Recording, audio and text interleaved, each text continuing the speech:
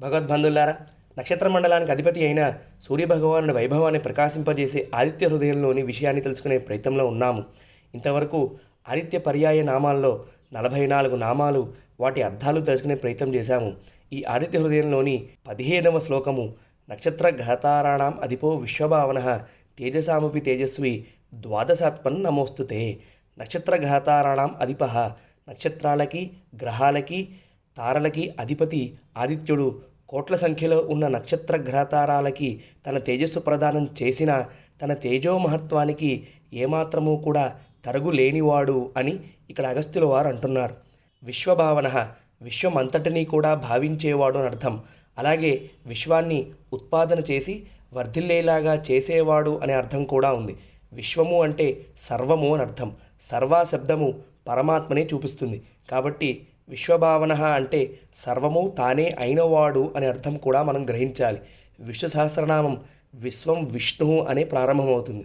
తేజసామపి తేజస్వి, తేజస్సు కలవారిలో తేజస్సు నేనే అని అంటాడు గీతాచార్యుడు విభూతి యోగంలో. అపి అంటే సృష్టిలో ఎక్కడ ఏ విధమైన తేజస్సు ఏ ప్రమాణంలో ఉన్నా అదంతా ఆదిత్య నారాయణుడే అని అర్థం. వీటితో 47 ఆదిత్య పర్యాయ నామాలు ముగుస్తాయి. ఈ 15వ శ్లోకంలోని చివరి భాగంలో అగస్త్యుల వారు ద్వాదశాత్మన్ నమోస్తుతే అని అంటారు. అంటే 12 స్వరూపాలలో తనని తాను ఏర్పరచుకొని లోక కళ్యాణం చేస్తున్న స్వామికి నమస్కారము అని అర్థం. అది కూడా సాధారణ నమస్కారం కాదు, తత్వ విచారణతో సమగ్రంగా చేస్తున్న నమస్కారం. ద్వాదశాత్మన్ అంటే 12 మంది ఆదిత్యులు, ఒక్కొక్క మాసానికి ఒక్కొక్క ఆదిత్య స్వరూపం అధిపతి. ఆ 12 ఆదిత్యుల పేర్లు ఏమిటి అంటే ఇంద్రుడు, ధాత, పర్జన్యుడు, త్వష్ట, పూష, ఆర్యముడు, భగుడు, వివస్వంతుడు, విష్ణువు, అంశుమంతుడు, వరుణుడు, మిత్రుడు. మాఘమాసంలో ఆదిత్యుడికి పేరు పూషుడు. ఈ 12 మంది ఆదిత్యులకి ఆత్మ అయిన పరమాత్మకి నమస్కరిస్తున్నారు అగస్త్యుల వారు. 16వ శ్లోకం నుండి 21వ శ్లోకం వరకు కూడా ఆదిత్య అర్చన చేస్తారు అగస్త్యుల వారు. ఇక్కడ అగస్త్యుల వారు ఆయన మనసులో సూర్యనారాయణమూర్తిని దర్శనమిస్తున్నట్టుగా భావన చేస్తున్నారు. ఈ ఆదిత్య హృదయంలోని 16వ శ్లోకము నమ పూర్వాయగ్రయే పశ్చిమాయాద్రయే నమ జ్యోతిర్గణానాం పతయే దినాధిపతయే నమ. ఉదయించే ఆదిత్యునికి అస్తమించే ఆదిత్యునికి నమస్కారము. ఆ తర్వాత సర్వ దిక్కులలో వెలుగులు నింపుతున్న జ్యోతిర్గణాలను స్మరిస్తూ వాటి అధిపతి అయిన ఆదిత్యునకు నమస్కారం అని అంటున్నారు. దినమునకు అధిపతిగా ఉన్న ఆదిత్య పరమాత్మనికి నమస్కారము అని ఈ శ్లోకానికి ఉన్న అర్థం. ఈ ఆదిత్య హృదయంలోని 17వ శ్లోకము జయాయ జయభద్రాయ హర్యస్వాయ నమో నమః నమో నమః సహస్రాంశో ఆదిత్యాయ నమో నమః. ద్వారపాలక స్థానంలో జయ జయభద్రులు ఉన్నారని భావిస్తున్నారు. వైకుంఠంలో కూడా స్వామికి 2 ద్వారపాలకులు జయ విజయులు. అంతేకాకుండా ఆదిత్యుడు జయస్వరూపుడు.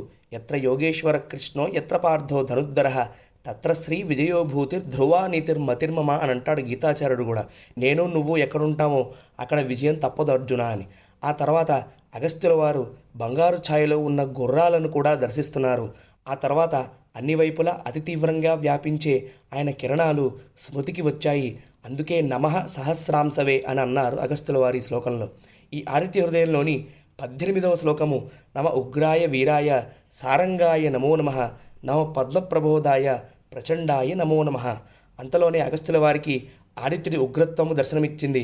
ఆ ఉగ్రత్వము లోకరక్షణ కోసమే అనే భావంతో ఆయనకి నమస్కరిస్తున్నారు. ఆ తర్వాత ఆదిత్యుడి వీరత్వం కూడా స్మరిస్తున్నారు. వీరత్వము అంటే అడ్డంకులన్నింటినీ కూడా లెక్క చేయకుండా ముందుకి సాగటము అని అర్థం. ఆ తర్వాత ఆదిత్యుణ్ణి సారంగునిగా స్మరిస్తూ నమస్కరిస్తున్నారు.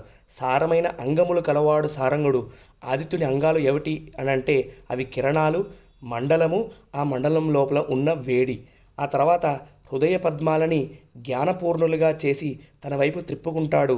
అటువంటి పద్మప్రబోధుడికి నమస్కారము అని అంటున్నారు అగస్త్యులు. ఆయన ప్రచండు అంటే తీవ్రమైన కోపం కలవాడు.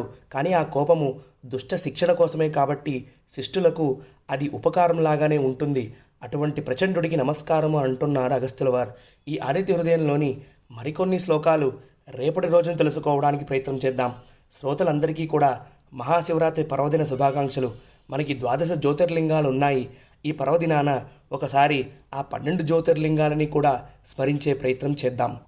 సౌరాష్ట్రే సోమనాథం చ శ్రీశైలే మల్లికార్జునం ఉజ్జయిన్యాం మహాకాళమోంకార మల్లేశ్వరం परल्यां वैद्यनाथं च डाकिन्यां भीमशङ्करं सेतुबन्धे तु रामेशं नागेशं दारुकावने वाराणास्यं तु विश्वेशं त्रयम्बकं गौतमीतटे हिमालये तु केदारं कृष्णेशं च शिवालये एतानि ज्योतिर्लिङ्गानि सायं प्रातः पठेन्नरः सप्तजन्मकृतं पापं स्मरणेन विनश्यति.